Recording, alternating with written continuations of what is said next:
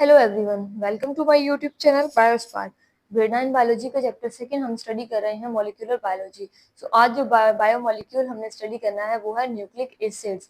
Nucleic acids are the most important organic biomolecules which store and transfer hereditary information from one generation to next। Nucleic acid क्या है? सबसे important biomolecule है, organic biomolecule है हमारे पास, क्योंकि ये क्या करता है, ये स्टोर करता है और ट्रांसफर करता है हेरिडिटरी इंफॉर्मेशन को एक जनरेशन से अगली जनरेशन तक। हेरिडिटरी इंफॉर्मेशन क्या होती है कि जीन्स या ह्यूमन की जीन्स के थ्रू जो हम इंफॉर्मेशन ट्रांसफर करते हैं उसको हम हेरिडिटरी इंफॉर्मेशन कहते हैं कि ह्यूमन की कैरेक्टरिस्टिक्स किस तरह से पेरेंट्स से ऑफस्प्रिंग में ट्रांसफर होती हैं। तो ये काम कौन कर रहा है? न्यूक्लिक एसिड्स कर रहे हैं। There are two main types of nucleic acid, deoxyribonucleic acid DNA and ribonucleic acid RNA। तो दो मेन टाइप्स हैं हमारे पास न्यूक्लिक एसिड की, डीएनए और RNA. Both types of nucleic acids, DNA and RNA, are made up of many units called nucleotides। दोनों type nucleic acid की, चाहे वो डीएनए हो या आरएनए हो, वो किससे बना है? स्मॉलर यूनिट्स से मिलकर बनता है, जो कि न्यूक्लियोटाइड्स यूनिट्स होते हैं। साइंस टिडबिट्स देखेंगे। Swiss physician Friedrich Miescher isolated a whitish material from nucleus of human pus cell. एक साइंसदान था, स्विस साइंटिस्ट था, फिजिशियन था, और फ्रेडरिक माइस्टर नाम था उसका। उसने क्या किया? अलहदा किया व्हाइटिश मटेरियल, सफेद कलर का मादा जो है उसने निकाला कहाँ से? ह्यूमन के पस सेल से। He named this material as nuclein as it was isolated from nucleus। उसने उसे नाम दिया न्यूक्लियन का, क्योंकि वो न्यूक्लियस से लिया गया था। Later on the basis of its acidic properties, nuclein was called nucleic acid। फिर जब वो उस मादे को स्टडी किया गया तो उसमें एसिडिटी की मिकदार काफी हद तक पाई गई, जिस वजह से इस न्यूक्लियन मादे को न्यूक्लिक एसिड का नाम दिया गया। Structure of nucleotide. Each nucleotide is made up of 3 components. Her nucleotide जो है 3 कंपोनेंट से मिलकर बना हुआ है, जिसमें है pentose 5 carbon sugar. Pentose sugar होता है, पेंटोज, पेंटा मींस 5, ठीक है, तो इसमें 5 कार्बन शुगर्स अटैच होती हैं। Nitrogen containing ring structure called nitrogen base which is attached at the first carbon of pentose sugar. अब इसके अलावा इसमें नाइट्रोजन कंटेनिंग रिंग स्ट्रक्चर्स होते हैं, रिंग फॉर्म में हमारे पास जो स्ट्रक्चर इसमें होते हैं वो प्रेजेंट होगा, ठीक है। तो और ये किससे अटैच होगा? ये 5 कार्बन शुगर पेंटोज के पहले कार्बन के साथ अटैच होगा। Phosphate group from acid is attach with the 5th carbon of for pentose sugar. अब फॉस्फेट ग्रुप भी प्रेजेंट है इसमें, तो ये किससे अटैच होगा? 5वें कार्बन से पेंटोज शुगर के, ठीक है। तो न्यूक्लियोटाइड किस किस चीज पर कॉन्सिस्ट करता है? पेंटोज पे, नाइट्रोजन बेस पर और फॉस्फेट ग्रुप पर। ओके जी। Pentose sugar in nucleic acid is of further 2 types. अब पेंटोज शुगर की न्यूक्लिक एसिड में इसकी भी फर्दर 2 टाइप्स हैं, deoxyribose in DNA and ribose in RNA. DNA में डीऑक्सीराइबोज है और आरएनए में राइबोज है। The nitrogen bases in nucleic ribose in RNA. यहाँ पे आप स्ट्रक्चर ऑफ न्यूक्लियोटाइड देख लें पहले। इसमें क्या है? हमारे पास एक रिंग स्ट्रक्चर पूरा प्रेजेंट है, जिसमें कितने 5 कार्बन अटैच है, और फर्स्ट कार्बन पे हमारे पास नाइट्रोजन बेस अटैच हुई है, उसके अलावा 5th कार्बन के ऊपर फॉस्फेट ग्रुप अटैच हुआ है। पेंटोज शुगर्स के साथ क्या है? इसमें अगर राइबोस होता है तो OH ग्रुप लगता है, जबकि डीऑक्सीराइबोस में H ग्रुप हमारे पास अटैच होता है, ठीक है। The nitrogen bases in nucleic acid are also of 2 main types। अब नाइट्रोजन बेसिस न्यूक्लिक एसिड में जो प्रेजेंट है उसकी भी 2 मेन टाइप्स हैं, एक है प्यूरीन्स और pyrimidines. प्यूरीन्स which are nitrogen containing double ring structures adenine and guanine। अब प्यूरीन्स में क्या होगा? नाइट्रोजन के साथ हमारे पास डबल रिंग स्ट्रक्चर प्रेजेंट होगा, ठीक है। इसके एग्जांपल में एडेनिन और गुआनिन आते हैं। Pyrimidines which are nitrogen containing single ring structure that is cytosine, thiamine and uracil। और पायरिमिडीन्स में हमारे पास क्या होगा? नाइट्रोजन कंटेन तो करेगा लेकिन सिंगल रिंग स्ट्रक्चर बनाएगा। Names of nucleotides are given on the basis of types of pentose sugar and nitrogen base they have and nitrogen base they have, ठीक है। तो अब क्या कह रहे हैं कि न्यूक्लियोटाइड्स को नाम किस बेस पे दिया जाएगा कि उनके साथ कौन सी टाइप है पेंटोज शुगर की या नाइट्रोजन बेस की जो अटैच हो रही है। The DNA molecule consist of 4 different types of nucleotides called deoxyribonucleotides. अब डीएनए मॉलिक्यूल्स में 4 किस्म के हमारे पास न्यूक्लियोटाइड्स जो हैं आगे कंसिस्ट होंगे, तो वो डीऑक्सीराइबोन्यूक्लियोटाइड्स कहलाते हैं। Each deoxyribonucleotides can have one of the nitrogen base from adenine, cytosine, guanine and thiamine। इसीलिए डीऑक्सीराइबोन्यूक्लियोटाइड्स में जो नाइट्रोजन बेस होगी वो या तो एडेनिन से होगी या साइटोसिन से या गुआनिन या थायामीन से। The RNA molecules also consist of 4 types of nucleotides. इसी तरह आरएनए का मॉलिक्यूल भी 4 डिफरेंट टाइप्स पर मुश्तमिल होता है, जिसको हम राइबोन्यूक्लियोटाइड कहते हैं। Each ribonucleotide can have one of the nitrogen base from adenine, cytosine, guanine and uracil. So her ribonucleotide क्या है, उसकी जो नाइट्रोजन बेस है एडेनिन से होगी, साइटोसिन, गुआनिन या यूरेसिल से होगी। So DNA nucleotides can have thiamine while RNA nucleotides can have uracil as nitrogen base. अब DNA nucleotides और RNA nucleotides में फर्क सिर्फ इतना है कि DNA में thiamine को यूज कर रहे हैं और RNA में uracil आकर लगेगा नाइट्रोजन बेस की जगह पर।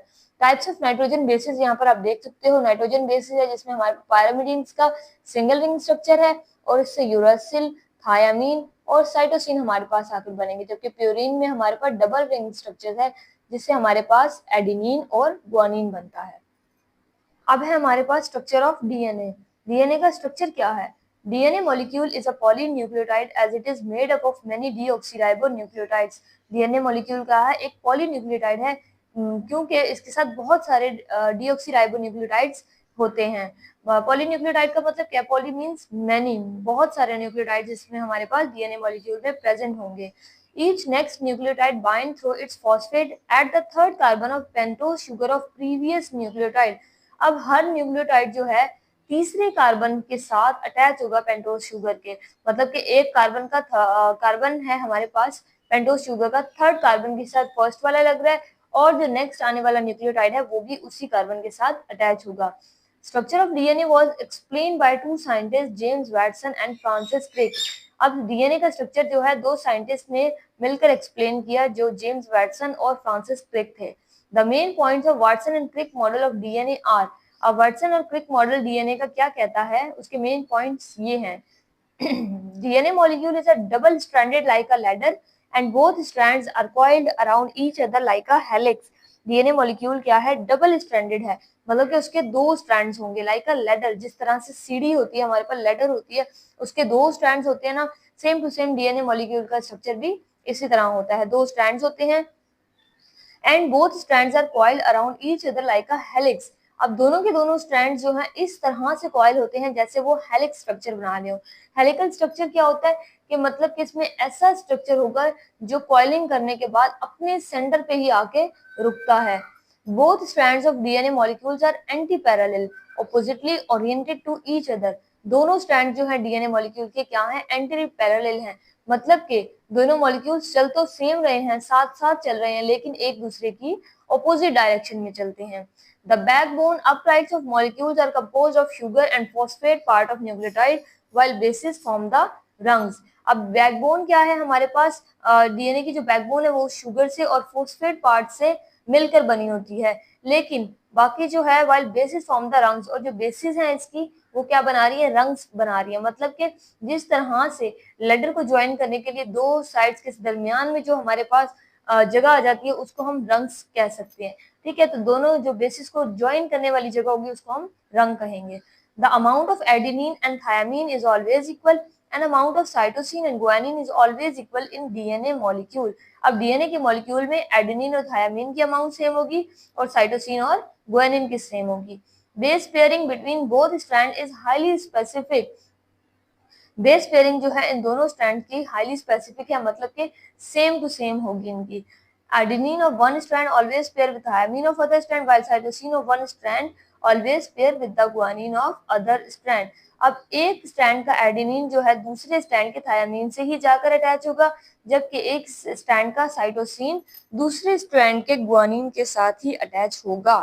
Due to this base pairing principle, इस प्रिंसिपल के तहत due to the sequence of nucleotides in one strand is complementary to the sequence of nucleotides in the other strand। Nucleotides का जो सीक्वेंस है एक स्ट्रैंड में कॉम्प्लीमेंट्री होगा दूसरे सीक्वेंस के, दूसरे न्यूक्लियोटाइड के सीक्वेंस से, मतलब कि आइडेंटिकल होगा दोनों स्ट्रैंड्स में। Both strands of DNA are held by weak hydrogen bond. अब दोनों के दोनों स्ट्रैंड जो है डीएनए के वो किस तरह से आपस में कनेक्ट हैं?